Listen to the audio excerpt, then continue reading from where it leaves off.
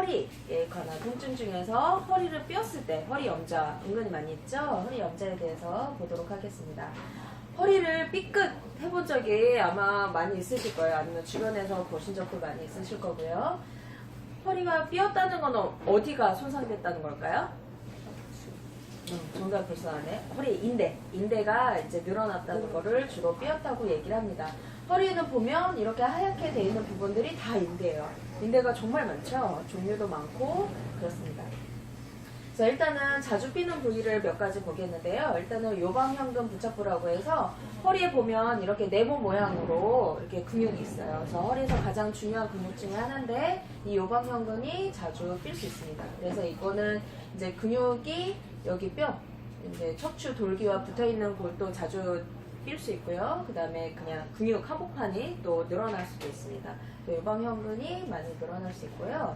그리고 보면 기립근이라고 해서 척추가 굉장히 많잖아요. 그거 하나에 다닥다닥다닥 이렇게 작게 붙어있는 근육들이 있는데 이 기립근도 자주 삘 수가 있고 기립근이 겉에만 있는 게 아니라 속에도 있어요. 속에도 이렇게 지그재그로 있기 때문에 거기도 자주 삘 수가 있습니다. 그리고 보면은 장요인대라고 해서 여기도 굉장히 많은데 뭐냐면은 여기 장골과 그 다음에 여기 요추를 잇는 인대가 있어요. 이렇게 여기 요추 하부 쪽 있겠죠. 특히 여기가 삐어가지고 여기가 아파서 오시는 분들이 굉장히 많습니다. 인대가 손상됐을 때의 특징이 뭐냐면 늘어날 때 아파요.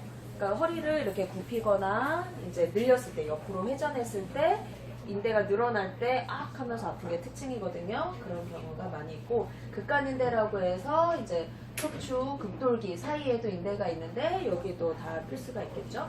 군데군데 다 필 수가 있어요. 허리는. 그리고 여기 천장 관절 쪽도 필 수가 있습니다. 그리고 후관절이라고 해서 이제 척추 보면은 이 위에 척추와 밑에 척추가 이렇게 비스듬하게 만나는 부위가 있거든요. 여기를 후관절이라고 하는데 여기도 또 삘 수가 있어요. 굉장히 많죠. 그리고 이제 더 심각한 거는 이제 그냥 살짝 삐었다 하는 것도 사실 굉장히 이제 고통스러우면서 오시거든요. 움직이기도 힘들어 하시고. 근데 가장 힘들게 오시는 거는 급성 디스크 탈출이에요. 말 그대로 디스크가 순간적으로 이제 터진 거예요.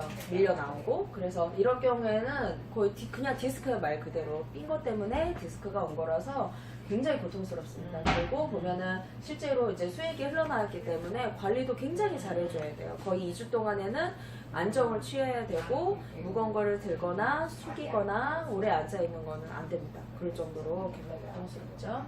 그래서 이런 경우에는 못 움직여서 이렇게 돌리지도 못하고 그냥 진짜 이렇게 잡고 오시거든요. 그래서 일단은 척추를 이제 허리를 뼈을 때 치료를 잘한 것도 중요하지만 삐지 않도록 하는 게 좋겠죠. 왜냐면은 허리가 한번 인대가 손상이 되면 치료를 아무리 잘하고 잘 쉬어준다고 해도 100% 회복이 잘 안 돼요. 80%에서 90%만 회복이 되기 때문에 또 삘 수가 있어요. 거기는 그런 경험 있으시죠? 발목이 한번 삐면 그 발목이 계속 삐죠. 허리도 마찬가지예요. 한번 손상이 되신 분들은 뭐 1년에 한 번, 2년에 한 번 그렇게 자꾸 뼈서 오시는 분들이 굉장히 많아요. 그래서 삐지 않도록 애초에 조심하시는 게 좋은데 그래서 자세들에 대해서 설명을 드릴게요. 그래서 일단은 앉는 자세가 굉장히 중요하죠. 보면은 엉덩이를 의자에 붙이고 허리를 세워서 앉는 게 좋아요. 그래서 컴퓨터를 할 때도 여기도 이제 그림이 부정확한데 모니터를 최대한 좀 높이는 게 좋겠죠. 그래야 이렇게 안 구부러지겠죠. 그렇게 해주셔야 되고 책을 읽을 때도 최대한 허리 커브가 살 수 있도록 이렇게 해주셔야 되는데 이건 잘못된 점은 뭐죠? 떠있죠. 엉덩이가 떠있어서 이렇게 약간 꾸부정하게 이렇게 허리에 부담이 많이 가고 이 자세 잘못된 점은 고개를 숙였죠. 그러면서 이러면은 허리도 같이 구부러져요. 사실 고개만 숙여진 게 아니라 의자에 앉을 때 특히 조심하시고 지금도 보면 소파에서 이렇게 앉아 계시죠. 다들 허리를 딱 세우고 앉으셔야 됩니다. 그래서 사실 소파 생활 이렇게 좋은 생활은 아니에요.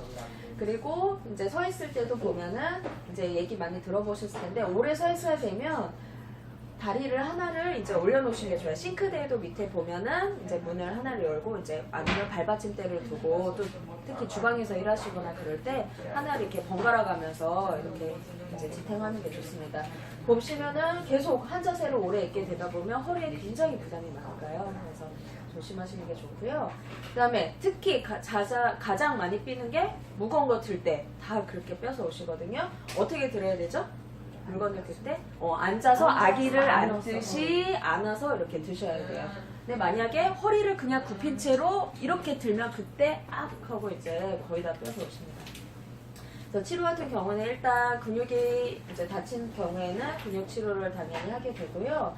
그 다음에 급성 디스크 탈출처럼 신경 증상까지 해서 다리까지 저리면서 땡기면서 오세요. 그럴 때는 저희가 주기형 약침을 쓰면 그 자리에서 이번에도 이제 멀리 가시다가 차 타고 가시다가 그렇게 오신 분이 계신데 주기형 약침을 쓰고 그 자리에서 굉장히 많이 좋아졌어요. 이렇게 해서 가시거든요. 그런 치료를 하고 있고요. 그 다음에 급성 염증이 생기는 경우도 많이 있기 때문에 그럴 때는 봉독을 써서 염증을 제어를 합니다.